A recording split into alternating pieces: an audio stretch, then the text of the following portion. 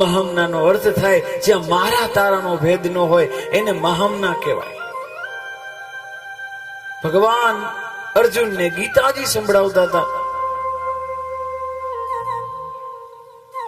ગીતાજીની શરૂઆતમાં જ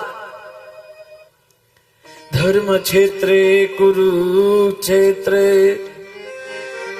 સમે વરદાયસ્વ મામકા પાંડવાશ્ચૈવ કિમ કુર્વત સંજય. અન્ય ક્ષેત્રે ધર્મ ક્ષેત્રે કુરુક્ષેત્રે. થોડું વોલ્યુમ દેજો.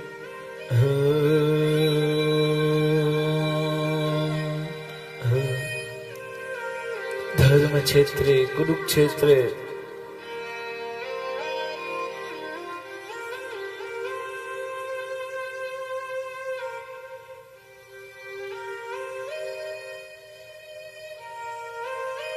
મામકા પાંડવાશ્ચૈવ. ધૃતરાષ્ટ્ર પૂછે છે સંજયને, મારા ને પાંડુના મામકા પાંડવાશ્ચૈવ, આ મારા ને પાંડુના આ ભેદ છે, આ મારા છે, આ મારા ભાઈના છે, એ ભેદ છે. એટલે તો ગીતાજીનું અને મહાભારતનું યુદ્ધ થાય. જ્યાં ભેદ બુદ્ધિ હોય. નંદરાય મહામના બૈના છે.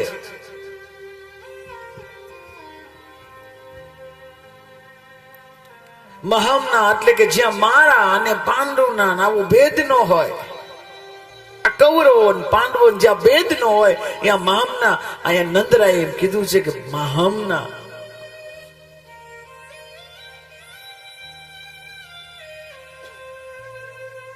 આહા, બહુ મોટી ઉંમરે નંદરાય ને ત્યાં લાલો થયો, લાલો ભયો.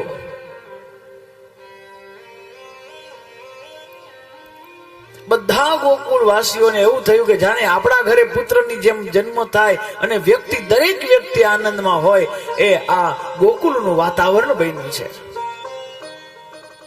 જે વ્યવહારિક ન સારું લાગે એ ઘટના થાય છતાંય આનંદ આવે તો સમજવું નંદ મહોત્સવ થયો. જે વ્યવહારિક રીતે સારું ન હોય, જે વ્યવહારમાં સારું ન હોય, આપણે ક્યાંય જમવા જઈએ, આપણે ક્યાંય ભોજન કરવા જઈએ, આપણે આગ્રહપૂર્વક બેસાડે કે બેસો જમો, અને પછી રહોડામાં રોટલી થતી હોય અને આપણે બહાર બેઠા હોય, ત્યાં રસોડામાં રોટલી આમ કરીને આપણી થાળીમાં ઘા કરે તો શું આપણે જમીએ?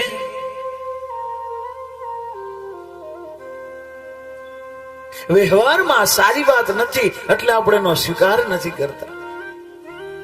વ્યવહારમાં જે યોગ્ય ન હોય એવું થાય ને તો વ્યક્તિ પોતાનો આનંદ ગુમાવી દે અને ક્રોધ આવે.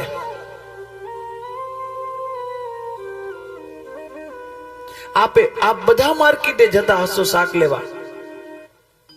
શાક માર્કેટમાં જાઓ ત્યારે તમે શાક માર્કેટમાં ગળદી જેટલી હોય, પણ એકાદા બેનથી તમને ધક્કો લાગે તો શું તમે ત્યાં સંસ્કૃતના શ્લોક બોલો?